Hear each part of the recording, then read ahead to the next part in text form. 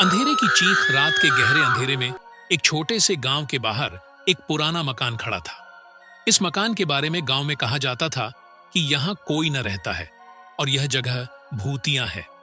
रवि, एक युवा और साहसी युवक, गांव की बातें न मानते हुए उस मकान में रात बिताने का फैसला करता है। जैसे ही रवि मकान के अंदर दाखिल होता है, उसे पुरानी लकड़ी की सीढ़ियां और धूल भरे कोने नजर आते हैं।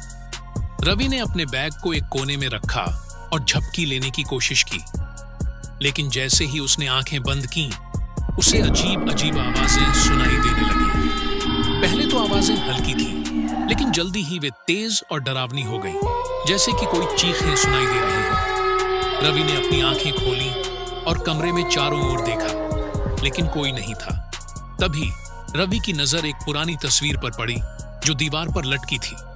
तस्वीर में एक महिला की भयानक शक्ल थी, जिसकी आंखें उसे घूर रही थीं। अचानक तस्वीर से एक ठंडी हवा का झोंका आया और रवि को महसूस हुआ कि कमरे में कुछ मौजूद है। रवि ने झटपट अपने बैग को उठाया और बाहर भागने की कोशिश की, लेकिन दरवाजा बंद हो गया।